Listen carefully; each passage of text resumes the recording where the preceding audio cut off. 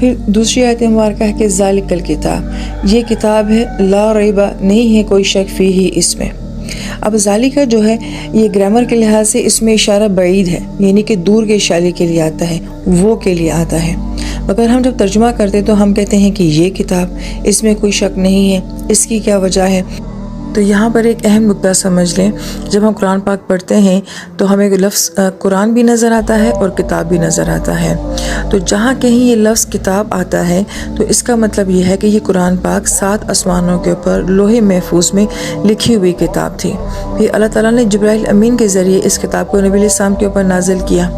تو گویا کہ جب ہم یہ کہتے ہیں کہ ذالکل کتاب، تو اس کے اندر یہ اشارہ ہوتا ہے کہ یہ بہت دور سے آئی کتاب ہے، 7 آسمانوں کے اوپر سے لوح محفوظ سے یہ کتاب اللہ تعالیٰ نے تمہارے ہاتھ میں دے دی ہے۔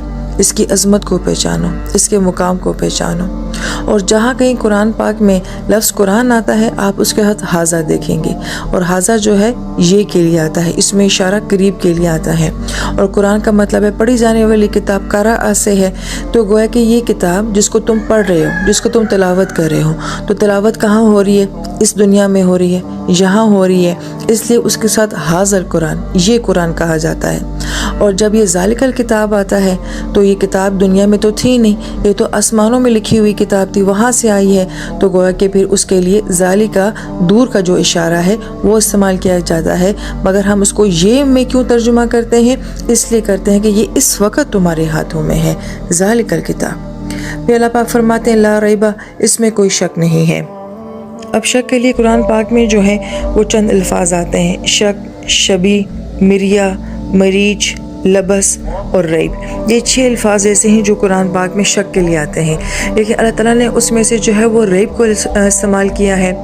بڑی پیاری بات کہ ریب کے اندر وہ 5 معنی بھی آ جاتے ہیں، اور ریب کا مطلب یہ ہے کہ کسی بے چینی کا دل میں ہونا، کسی بے سکونی کا دل میں ہونا۔ تو اللہ پاک یہ فرماتے ہیں کہ تم جب اس کتاب کو پڑھو گے نا تو اس میں تمہیں کوئی بے چینی نہیں ملے گی، کوئی بے سکونی نہیں ملے گی، بلکہ یہ کتاب تمہارے اندر کی بے چینیوں کو اور تمہارے اندر کی بے سکونیوں کو بھی دور کر دے گی۔ لا ریب فیہ، اس میں کوئی شک نہیں ہے، اس کتاب کو پڑھنے کے بعد کوئی بے چینی نہیں ہے۔ اگر ہم غور کریں تو جب ہم شک میں ہوتے ہیں تو ہم بے چین ہوتے ہیں، اور جب ہمارے شک دور ہو جاتے ہیں ہماری بے چینی دور ہو جاتی ہے۔ لہٰذا یہ کتاب بے چینیاں دور کرنے کے لیے اور بے سکونیاں دور کرنے کے لیے ہے۔ ھدی للمتقین، یہ متقین کے لیے ہدایت ہے۔ اب گرامر کے لحاظ سے یہ لفظ ہدن جو ہے یہ یہاں پہ حال بن رہا ہے۔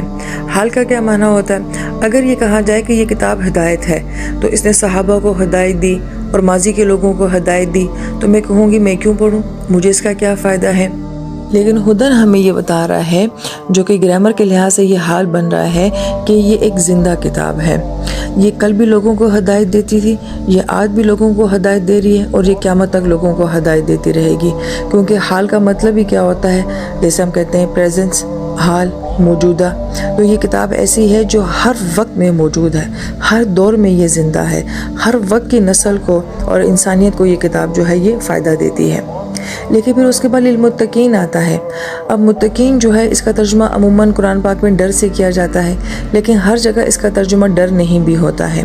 اور پھر ہمارے ذہنوں میں متقین کا کانسیپٹ کیا، جو بہت نیک لوگ ہوتے ہیں، بہت پاکیزہ لوگ ہوتے ہیں، وہ متقین ہوتے ہیں۔